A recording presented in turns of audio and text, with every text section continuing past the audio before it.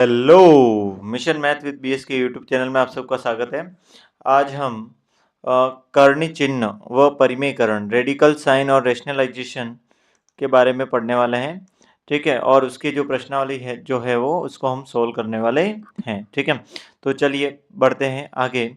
इसके अंदर सबसे पहले हमको कुछ छोटी-छोटी चीज़ों के बारे में देखना होगा, छोटे-छोटे नियम, गुणों के बारे में देखना होगा। तो सबसे पहले हमने पहले पढ़ रखा है परिमेय संख्याओं के बारे में।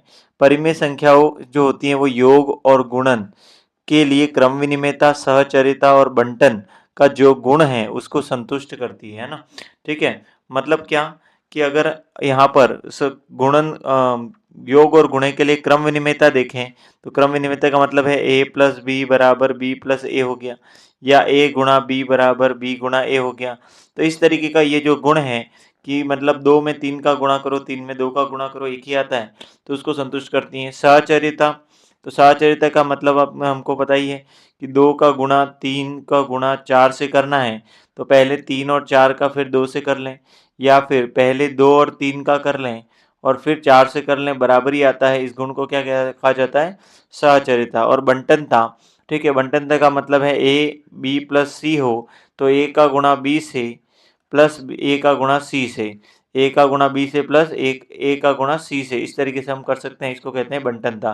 तो ये गुण कौन दर्शाता है? आपकी परिमेय संख्याएं जो होती हैं वो दर्शाती हैं। ठीक है, दूसरा पॉइंट ध्यान रखना है, यदि दो परिमेय संख्याओं को जोड़ें, घटाएं, गुणा करें या भाग करें, जीरो को छोड़ के, शून्य को छोड़कर अगर हम भाग करें तो क्या प्राप्त होती है? परिमेय संख्या ही प्राप्त होती है। इस गुण को हम क्या कहते हैं? संवृत। क्या क्या कौन सा गुण कहा जाता है?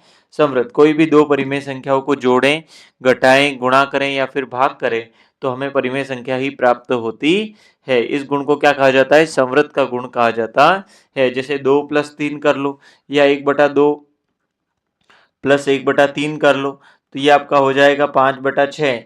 तो ये आपका क्या, 5/6 जो आ रहा है जुड़ के, वो भी आपका क्या है? परिमेय संख्या ही होती है। ठीक है, अगला जो तीसरा पॉइंट है और मोस्ट काम का जो अपना है, तो अपरिमेय संख्याएं भी, अपरिमेय संख्याएं जो होती हैं वो भी आपकी योग के लिए और गुणे के लिए, योग के लिए और गुणे के लिए क्या दर्शाती हैं? क्रम विनिमेयता, सहचरिता और बंटन के नियमों को संतुष्ट करती है। उसके जो जो नियम परिमेय संख्या करती है वही ये भी करती है। ठीक है, परंतु अपरिमेय संख्या योग के अंतर अंतर भागफल और गुणनफल के लिए सदा अपरिमेय नहीं होती। मतलब संवृत वाला जो गुण है, संवृत वाला जो गुण है वो आपका जो है योग, अंतर और भागफल सबके लिए हमेशा अपरिमेय नहीं होती। संवृत वाला गुण है वो पूरी पूरी तरीके से लागू नहीं करती, जो कि हम आगे देखेंगे। ठीक है, जैसे यहाँ पर एक उदाहरण दिया है कि अगर मैं √2 अपरिमेय और अपरिमेय को जोड़ूं तो ये आपका अपरिमेय ही होता है। क्यों? क्योंकि इसका प्रसार है अशांत अनावृत्ति और √3 का भी अशांत अनावृत्ति, तो इनको जोड़ेंगे तो ये अशांत अनावृत्ति वाला ही आएगा, यानी अपरिमेय ही आएगा। उसी तरीके से √2 और √3 अपरिमेय को घटाऊंगा तो अपरिमेय ही आएगा, और √2 और √3 का गुणा भी करूंगा तो ये भी अपरिमेय आएगा, और √2 और √3 का भाग करूंगा तो भी अपरिमेय आएगा। क्योंकि इनके प्रसार अगर आप देखोगे तो इनकी ये प्रसार आपका आएगा अशांत अनावृत्ति। इसका प्रसार क्या रहेगा? अशांत अनावृत्ति वाला ही प्रसार रहेगा इन सब का। तो इसलिए ये सभी क्या हो गई आपकी? अपरिमेय। ये सब आपकी क्या हो गई? अपरिमेय संख्याएं हो गई। लेकिन ये संवृत वाला गुण क्यों नहीं दर्शाती? हमेशा ये अपरिमेय नहीं हो पाता। क्यों? क्योंकि जैसे यहाँ पर देखो, √2 और √2 मैंने लिया हुआ है, तो √2 में से अगर √2 को घटाएंगे, √2 में से √2 को अगर घटाएंगे तो ये आपका 0 आ जाएगा, जो कि क्या है? परिमेय है। मतलब लौट कर वापस अपरिमेय नहीं आई। तो यहाँ पर ये वाला जो ऊपर वाला संवृत वाला नियम है वो लागू नहीं हो पा रहा है। हाँ, √2 और √2 अगर आप जोड़ोगे तो ये √2 हो जाएगा, यानी कि ये तो लागू हो पाया। ठीक है, क्यों? क्योंकि इसमें इसका प्रसार शांत है और इसका अशांत अनावृत्ति है, तो इसका ओवरऑल जो प्रसार होगा वो अशांत अनावृत्ति वाला ही होगा। ठीक है, तो इस तरीके से तो ये आपकी क्या हो गई? अपरिमेय। अगला है √2 में √2 का गुणा कर लो, तो √2 का गुणा √2 से जब हम करते हैं तो ये कुछ इस तरीके से होता है कि इसकी घात 1/2 इंटू 2 की घात 1/2, तो ये 2 की घात 1/2 1/2 1 हो गया, यानी ये क्या हो गई? परिमेय। ठीक है। तो ये जो है वो गुणे के लिए भी पूरी तरीके से संवृत नहीं हो पाता है, ठीक है। और भाग में भी देखो √2/√2 करोगे तो √2 से √2 कट जाएगा, 1 आएगा, यानी ये भी क्या हो गया, परिमेय। तो जो अपरिमेय संख्याएं होती हैं वो जोड़, बाकी, गुणा और भाग के लिए पूरी तरीके से संवृत नहीं हो पाती, संवृत वाला गुण जो है वो लागू नहीं कर पाती है, ठीक है। संवृत वाला गुण क्या कहता है, एक बार फिर से समझ लो। संवृत वाला गुण कहता है कि अगर आपने अपरिमेय की बात कर रहे हो तो अपरिमेय अपरिमेय प्लस अपरिमेय करो तो आपका अपरिमेय निकलना चाहिए, या अपरिमेय माइनस अपरिमेय करो तो अपरिमेय आना चाहिए, अपरिमेय गुणा अपरिमेय करो तो अपरिमेय आना चाहिए, और अपरिमेय का अपरिमेय से भाग लगाए तो अपरिमेय होना चाहिए। लेकिन यहाँ पर हम देख रहे हैं कि अपरिमेय और अपरिमेय को घटाने से परिमेय हो रहा है, इसका मतलब ये आपका संवृत वाला गुण लागू नहीं कर पाता है। चलिए आगे बढ़ते हैं और आगे एक छोटा सा उदाहरण देखते हैं। जांच कीजिए कि 7√5 7/√5 √2 प्लस 21 पाई-2 अपरिमेय संख्याएं हैं या नहीं है। तो यहाँ पर आपको सिंपली क्या देखना है, √5 है, ठीक है। तो 7 का जो प्रसार होगा, 7 का प्रसार शांत वाला है और इसका अशांत अनावृत्ति वाला है, तो दोनों मिलकर के क्या बनाएंगी, अशांत अनावर्ती वाला प्रसार ही बनेगा। दोनों का मिलकर गुणा करके अगर बनाओगे तो √5 का अशांत अनावर्ती वाला है और 7 से गुणा कर लोगे तो अशांत अनावर्ती का प्रसार होगा, यानी ये क्या होगी, अपरिमेय संख्या होगी। इसी प्रकार से 7 में जब हम √5 का भाग भी लगाते हैं तो ये भी प्रसार कैसा रहता है, अशांत अनावर्ती वाला, यानी ये भी क्या बनेगी, अपरिमेय संख्या बनेगी, है ना। √5 का अगला है आपका √2 प्लस 21, √2 प्लस 21। अब इसमें जो √2 है उसका प्रसार अशांत अनावृत्ति में 21 जोड़ देंगे तो फिर से जो प्रसार आएगा वो अशांत अनावृत्ति वाला ही आएगा, यानी कि ये संख्या भी क्या हो गई, अपरिमेय संख्या हो गई।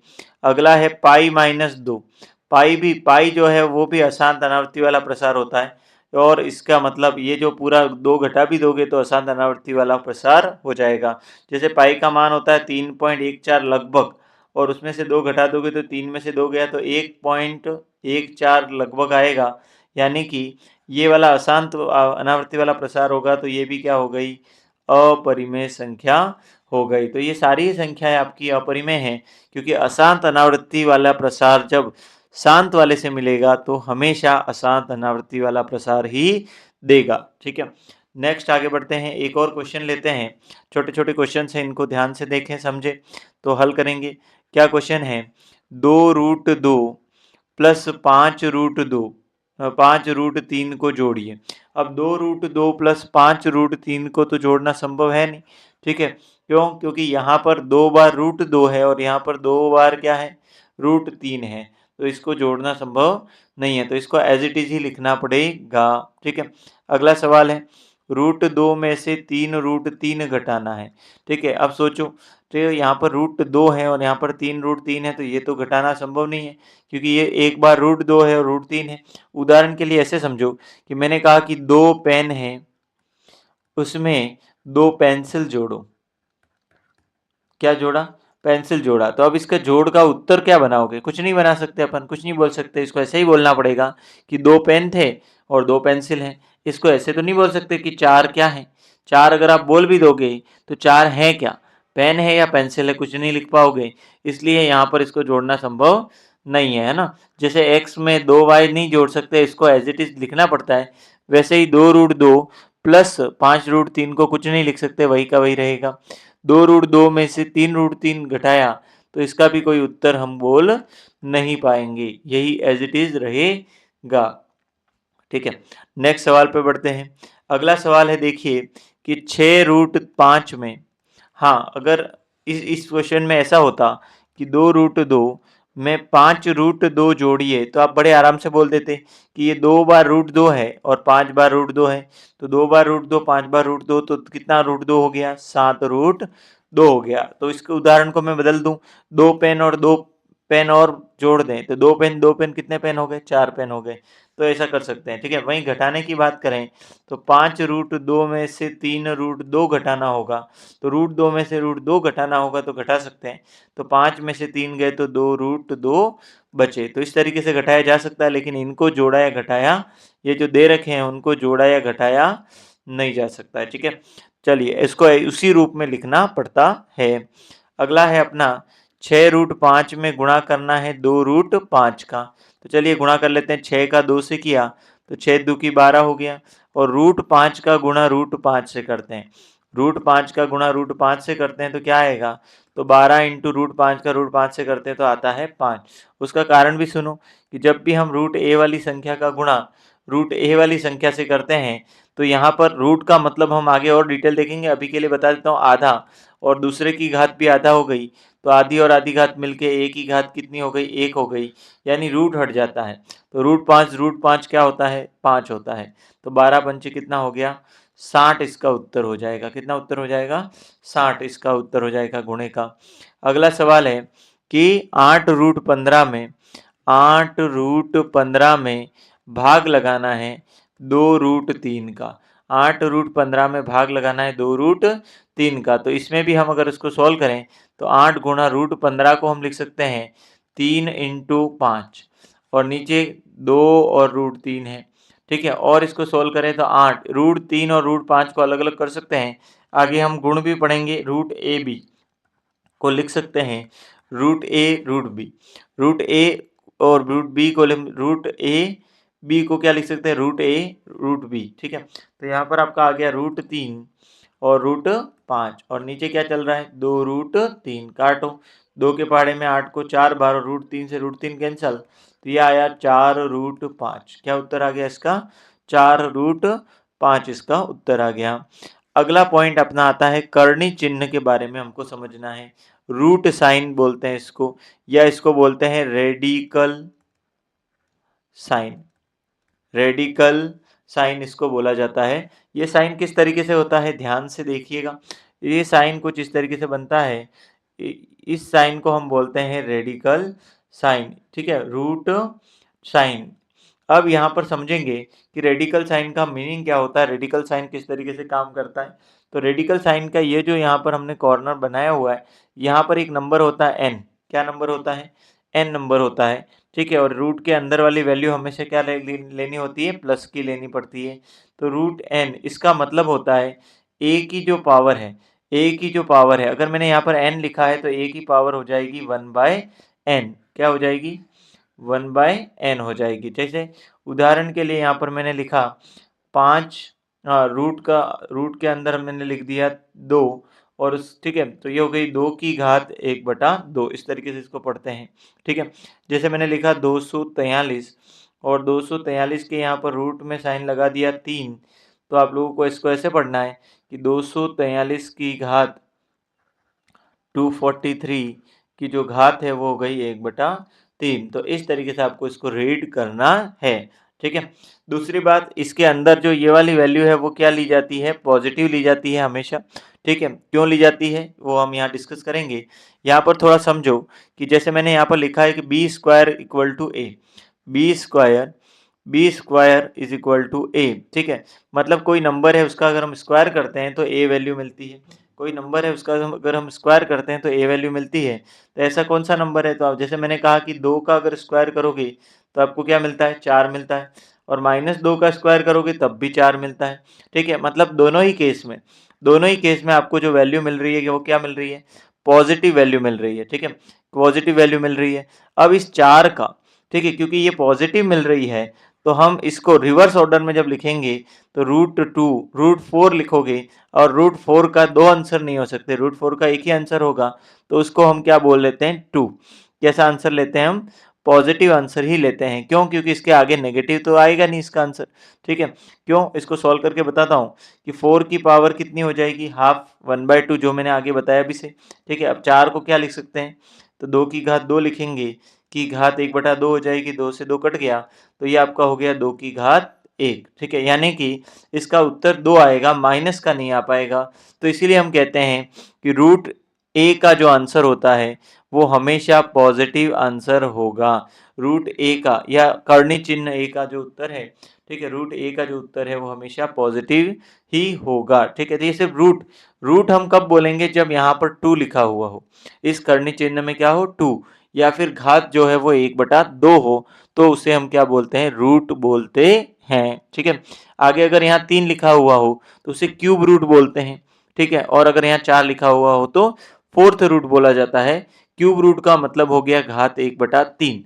क्यूब रूट का मतलब हो गया घात 1/3। जैसे यहाँ पर मैं लिख के बता देता हूँ, जैसे 3, 2 और यहाँ पर मैंने लिख दिया 3, इसको बोलते हैं क्यूब रूट, यानी कि 32 की घात हो गई 1/3। इस तरीके से इसको रीड करते हैं। ठीक है। तो यहाँ पर a की जो वैल्यू है, a की वैल्यू जो यहाँ रूट के अंदर आप पुट कर रहे हो, वो हमेशा क्या आएगी? पॉजिटिव आएगी। क्यों आएगी? क्योंकि a कहाँ से आया? b स्क्वायर करके आया, तो b स्क्वायर से जो a आया वो हमेशा धनात्मक रहेगा, और उसका रूट करेंगे तो वापस b वाली वैल्यू आएगी। ठीक है। तो इस तरीके से ये रूट साइन जो है वो काम करता है। बस आपको सिर्फ एक चीज़ ध्यान रखनी है कि अगर आपका यहाँ पर n लिखा हुआ है, ठीक है, तो a की पावर n लिखा हुआ अगर रूट इस कर्णी चिन्ह रेडिकल साइन के अंदर, तो घात उसकी उल्टी ले लेनी है 1/2। ठीक है, 1/n। n है तो n 1/n, 2 है तो 1/2, 3 है तो 1/3। इस तरीके से इसको करना है। ठीक है। चलिए एक बार और आगे बढ़ते हैं। इसके रेडिकल साइन जो करनी चाहिए, इसके कुछ गुण हैं, इन गुणों को ध्यान से देखिएगा। ठीक है। इन गुणों को बहुत आराम से हम देख सकते हैं कि एक एग्जाम्पल से भी ले सकते हैं। जैसे 2 × 3 है, रूट में अगर 2 का 3 से गुणा हो रहा है तो इसका उत्तर जो है वो √2 × √3 के बराबर ही आता है। √2 × √3 के बराबर ही आता है। मतलब क्या कि √2 √3 दोनों का अलग अलग रूट है और गुणा है बीच में, तो हम पूरे का रूट लगा सकते हैं। ठीक है। दूसरा रूल क्या कहता है कि अगर दोनों डिवाइड में है, 2/3 है, a/b है, a/b है, अगर दोनों बटे में है तो उनका रूट सेपरेट भी कर सकते हैं। पहले √2 कर लिया, नीचे √3 कर लिया। इस तरीके से रूट को हम सेपरेट भी कर सकते हैं। अगला है ये वाला, ये फॉर्मूला कुछ इस तरीके से है, a + b a - b हो तो हम a² - b² लिखते हैं, a² - b² लिखते हैं। लेकिन यहाँ पर √a + b और √a - b है। ठीक है। तो अब यहाँ पर इससे पहले एक चीज़ और आपको सीखनी है, √a का गुणा √a से होगा तो क्या रिजल्ट आता है? तो √a का गुणा √a से, तो a का मतलब मैंने बताया था पावर हाफ होती है, प्लस दूसरे की भी पावर हाफ हो गई, आधा हो गई। ठीक है, 1/2 हो गई, तो 1/2 1/2 जुड़ गया तो कितनी घात हो गई? 1 हो गई। यानी कि √a का √a से गुणा करते हैं तो 1 आता है। या फिर इसको ऐसा भी बोल सकते हैं कि √a का जब हम स्क्वायर करते हैं तो रूट और स्क्वायर कैंसिल हो जाता है, तब भी क्या आता है? आपका a आता है। तो यहाँ पर देखिएगा कि यहाँ पर लिखा हुआ है √a + √b और √a - √b। अब a + b a - b का फॉर्मूला लगेगा तो a² मतलब पहला कौन है? √a का स्क्वायर करेंगे माइनस, दूसरा कौन है आपका? दूसरा है आपका √b, √b का स्क्वायर करेंगे। अब स्क्वायर और रूट कैंसिल हो गया तो a बचा, और स्क्वायर रूट कैंसिल हो गया तो b बचा। तो इस तरीके से आपका a - b इसका आ जाएगा। तो √a + √b, √a - √b, तो √a का स्क्वायर आपका आ गया a और √b का स्क्वायर आपका आ गया b। तो a - b के इक्वल आ गया। अगला पॉइंट जो पढ़ना है हमको वो है परिमेयकरण। परिमेयकरण क्या होता है? जब एक व्यंजक के हर में वर्गमूल वाला एक पद होता है। ठीक है। जैसे जो भी आपको व्यंजक दे रखा है, उदाहरण के लिए यहाँ पर लिख देता हूँ एग्जाम्पल के लिए, मान लो 1/2 √3 दिया हुआ है। ठीक है। या फिर आपको 1/√7 - 2 दिया हुआ है। तो क्या कहा कि वर्गमूल वाला एक पद दिया हुआ हो, कोई संख्या कर्णी चिन्ह के अंदर हो, मतलब नीचे वाले मान में कोई भी संख्या ऐसी है जो रूट के अंदर है। ठीक है।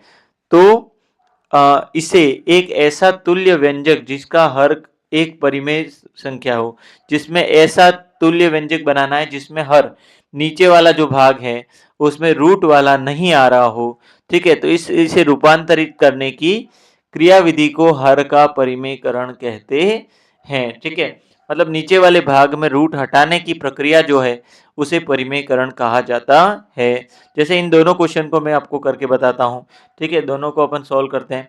पहला क्वेश्चन है आपका 1/2 √3। ठीक है, 1/2 √3। अगर इसमें क्या करना है हमको? हर का परिमेयकरण करना है।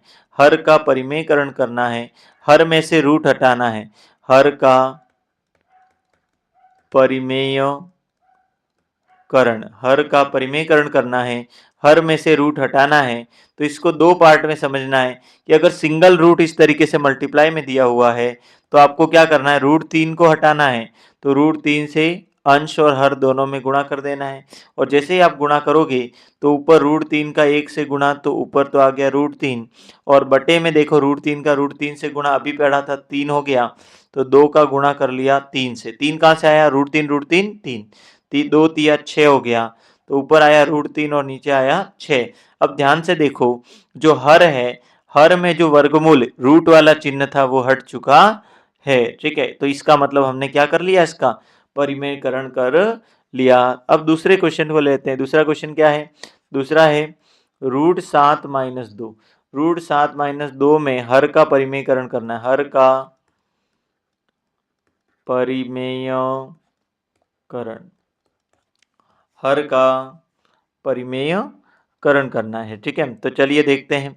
ठीक है, तो क्या करेंगे, इसके अंदर 1/√7 - 2 है, इसमें गुणा करेंगे। अब √7 को हटाना है, तो √7 - 2 है, तो गुणा करोगे √7 + 2 से ऊपर गुणा, और √7 प्लस 2 से नीचे गुणा। अगर बीच में माइनस का साइन है तो प्लस वाले से ऊपर गुणा, प्लस वाले से नीचे गुणा।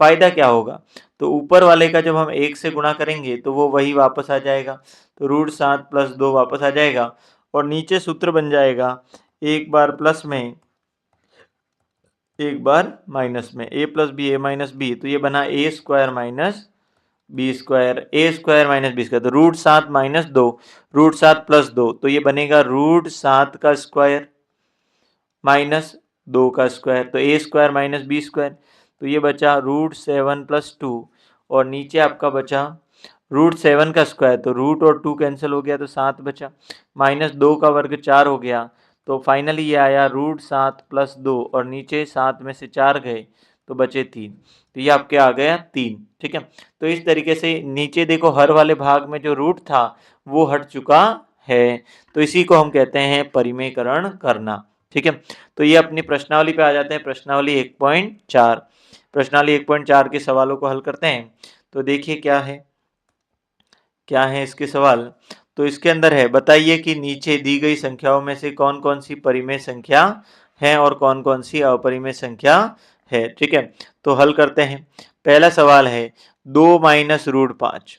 पहला सवाल है आपका 2 - √5। अब 2 जो है उसका प्रसार शांत है, और √5 जो है उसका प्रसार अशांत अनावृत्ति वाला है, तो ये पूरा मिलकर प्रसार कैसा होगा, अशांत अनावर्ती। और अशांत अनावर्ती यानी कि ये संख्या कौन सी हो गई, अपरिमेय संख्या। तो ये जो दे रखी है वो क्या है, आपकी अपरिमेय संख्या। दूसरे प्रश्न में आते हैं। दूसरा प्रश्न है 3 + √23 -√23। अगर हम इसको थोड़ा हल करें तो प्लस के √23 में से रूट माइनस का √23 कट गया, क्या बचा 3, और 3 जो है वो कौन सा प्रसार है, शांत वाला, या 3 को 3/1 लिख सकते हैं, यानी ये क्या हो गई आपकी परिमेय संख्या। अगला आता है तीसरा पॉइंट। तीसरा क्वेश्चन क्या है, तीसरा क्वेश्चन क्या है, तो यह है आपका 2√7 में भाग लगाना है 7√7 का। थोड़ा कॉमन सेंस, √7 से √7 कट गया तो 2/7, और 2/7 कौन सा है, p/q वाला, और जो p/q होता है उसे हम बोलते हैं परिमेय संख्या। ठीक है, अगला है प्रश्न नंबर 4। प्रश्न नंबर 4 क्या है, 1/√2। अब यहाँ पर ध्यान से देखो, 1 का जो प्रसार है वो शांत होगा, और √2 का जो प्रसार है वो अशांत अनावृत्ति होगा, तो दोनों मिलके कैसा प्रसार बनाएंगे, अशांत अनावर्ती। कौन सा प्रसार बनाएंगे, अशांत अनावर्ती प्रसार बनाएंगे। इसका मतलब ये जो संख्या होगी वो कौन सी हो गई, अपरिमेय संख्या, अपरिमेय संख्या। और आगे बढ़ें, और पांचवा प्रश्न देखें, 2π। अब 2 जो है उसका प्रसार शांत है, ठीक है, और पाई जो है उसका प्रसार अशांत अनावृत्ति है, तो ये परिमेय है, और ये क्या है, अपरिमेय है। और परिमेय और अपरिमेय हम मिलकर हमेशा क्या बनाती हैं, अपरिमेय संख्या ही बनाएंगी। तो ये आपकी क्या हो गई, अपरिमेय संख्या होगी। चलिए नेक्स्ट क्वेश्चन पे चलते हैं। अगला क्वेश्चन है आपका कि निम्नलिखित प्रत्येक व्यंजक को सरल कीजिए। ठीक है, सरल करना है मतलब इनको हल करना है। तो यहाँ पे ध्यान से देखिएगा, तो 3 प्लस रूट 3 का गुणा करना है 2 प्लस रूट 2 से। ठीक है, तो पहला कौन है, यहाँ पर 3 है, यहाँ पर कौन है 3, इस 3 का गुणा करना है इस पूरे से। ठीक है, तो इस पूरे को लिख लेते हैं 2 प्लस रूट 2। फिर दूसरा कौन है पहले गुणनखंड में, रूट 3, तो प्लस रूट 3 लिख लिया। ठीक है, और इसमें भी ये पूरा गुणनखंड का गुणा कर लेते हैं। ठीक है, ये पूरा गुणा कर लेते हैं। तो अब यहाँ पर देखो 3 का गुणा 2 से होगा 6 हो गया, और 3 का गुणा रूट 2 से होगा तो 3 रूट 2 हो गया, प्लस रूट 3 का गुणा 2 से होगा तो 2 रूट 3 हो गया, और रूट 3 का गुणा रूट 2 से होगा, रूट 3 का गुणा रूट 2 से होगा। चलिए कर लेते हैं, तो 6 plus 3 root 2 plus 2 root 3 plus, यहाँ देखना root A into root B, यानी रूट ए बी कर सकते हैं, तो ये आपका हो गया रूट ए बी, 3 दू की 6, तो ये आपका हो गया 3 दू की 6, यानी रूट 6 आपका आंसर हो जाएगा। यहाँ पर देखिए तो ये कुछ इस तरीके से बन रहा है, A plus B A minus B, 3 plus root 3 3 minus root 3, A plus B A minus B हो तो क्या सूत्र लगेगा, A square minus B square. ठीक है, तो ए का मान कितना हो गया 3, तो 3 का स्क्वायर ए स्क्वायर, माइनस बी का मान कितना हो गया, बी का मान हो गया रूट 3, तो रूट 3 का स्क्वायर कर लेंगे। ठीक है, तो 3 का वर्ग हो गया 9, माइनस रूट 3 का स्क्वायर हो गया 3, तो 9 में से 3 गया तो 6, तो इसका उत्तर हो जाएगा आपका 6। अगला देखते हैं, अगला क्वेश्चन है रूट 5 प्लस रूट 2 का स्क्वायर। तो इसका सिंपल सा सूत्र बन रहा है ए प्लस बी का होल स्क्वायर। क्या सूत्र है, A square plus B square plus 2ab। ठीक है, तो ए स्क्वायर कर लेते हैं, तो रूट 5 का स्क्वायर, ए कौन हो गया रूट 5, तो रूट 5 का square plus B square, B का स्क्वायर, बी कौन है, तो रूट 2 का स्क्वायर। ठीक है, प्लस 2, ए कौन है, ए है रूट, हाँ ए है रूट 5, और बी कौन है, तो बी है आपका रूट 2। ठीक है, इसको अगर हल करें तो स्क्वायर और रूट कैंसिल 5 बचा, फिर यहाँ पर स्क्वायर और रूट कैंसिल 2 बचा, रूट 2 का स्क्वायर 2 हो गया, प्लस यहाँ पर 2, रूट 5 का 2 से गुणा करोगे तो रूट में 5 दू की कितना हो गया 10, 5 दू की 10 हो गया। ठीक है, अगला देखें 5 और 2 कितना हो गया, 5 और 2 हो गया 7, प्लस 2 रूट 10, ये इसका उत्तर हो जाएगा। अगला सवाल देखें तो ये भी किसकी तरह बन रहा है, A plus B A minus B की तरह लग रहा है। कैसे, root 5 plus root 2 root 5 minus root 2, तो ये सूत्र लगा देना है A square minus B square. ठीक है, तो ए कौन है आपका, तो ए है आपका रूट 5 का स्क्वायर माइनस बी स्क्वायर लगाना, बी स्क्वायर कौन है, बी स्क्वायर कौन है आपका, तो बी स्क्वायर आपका हो गया रूट 2 का स्क्वायर। ठीक है, रूट 2 का स्क्वायर, रूट 5 का स्क्वायर 5 हो गया, और रूट 2 का स्क्वायर आपका 2 हो गया, तो 5 में से 2 गए तो कितने बचे, 3 बचे। ठीक है, तो ये आपका आंसर हो गया। ठीक है, ये आंसर हो गया। बढ़ते हैं नेक्स्ट सवाल की ओर। ठीक है, नेक्स्ट सवाल है आपका, आपको याद होगा, देखिएगा, आपको याद होगा पाई एक वृत्त की परिधि और व्यास का अनुपात है। ठीक है, तो यहाँ पर हल करना है, देखिएगा पाई जो है किसका अनुपात है, वृत्त की परिधि और व्यास का अनुपात है। परिधि क्या है 2 पाई आर, और व्यास क्या होता है 2r, इसका अनुपात क्या बोला गया है, पाई बोला गया है। ठीक है, जिसको यहाँ पर क्या लिखा हुआ है c बटा डी, क्या लिखा हुआ है c बटा डी, तो इसका भी एक मान होगा, इसका भी एक मान होगा। ठीक है, तो ये जो मान है वो p बटा क्यू में है, क्या लिखा है, अनुपात से परिभाषित है, पाई बराबर आपको लिखा हुआ है c बटा डी। इस तथ्य का अंतर विरोध करता हुआ प्रतीक होता है कि पाई अपरिमेय है। तो ये जब p बटा क्यू जैसा लग रहा है तो पाई जो है उसको अपरिमेय क्यों बोला जाता है। ठीक है, तो यहाँ पर आपको इसके लिए कुछ बातें बताता हूँ कि पाई का जो मान है वो हम लोग लगभग कितना लेते हैं 22/7। ठीक है, तो यहाँ भी तो अंतर विरोध है कि पाई बराबर 22/7 होता है, तो 22/7 क्या है, 22/7 p बटा क्यू है, तो ये तो परिमेय है, ये तो क्या है परिमेय है, जबकि पाई को हम लोग क्या बोलते हैं, अपरिमेय कहते हैं।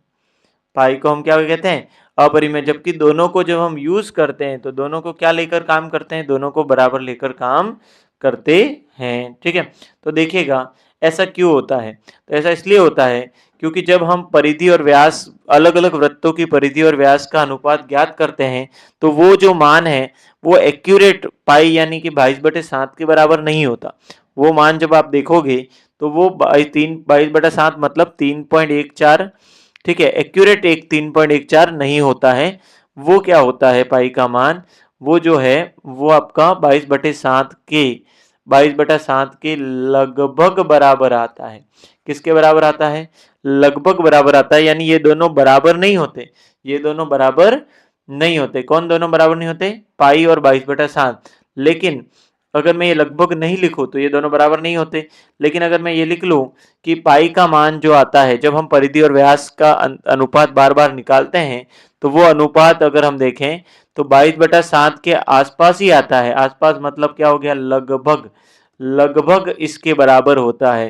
तो ये दोनों जब हम बराबर बोलते हैं तो गलत बोलते हैं, क्यों, क्योंकि ये बराबर नहीं होता, ये लगभग इसके बराबर होता है। इसका मतलब पाई जो है वो तो आपका अपरिमेय होता है और 22/7 जो है वो क्या होगा, परिमेय होगा। क्या होगा, परिमेय होगा। ठीक है, तो ओवरऑल हम देख इससे ये पता चला कि हम कंफ्यूज इसलिए हैं क्योंकि हम पाई को 22/7 के बराबर देखते हैं या C/D के बराबर देख रहे हैं।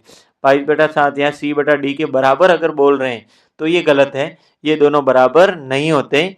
ये C/D के बराबर परिधि और व्यास के अनुपात के लगभग बराबर होता है, लगभग बराबर होता है, इसलिए हम कंफ्यूज हो रहे हैं। तो पाई जो है वो एक अपरिमेय संख्या है और पाई का मान जब हम निकालते हैं तो 3.14 और आगे इस तरीके से अशांत आवृत्ति वाला प्रसार होता है, यानी पाई जो है वो आपकी अपरिमेय संख्या है। लेकिन जो C/D आप सामने निकाल रहे हो वो क्या होगा, 100% परिमेय संख्या होगा। ठीक है, तो ये विरोध है, तो ये चक्कर है, आप इससे इसके सहायता से अब ध्यान में रख सकते हो कि पाई जो है वो 22/7 के इक्वल नहीं होता, वो उसके लगभग बराबर होता है।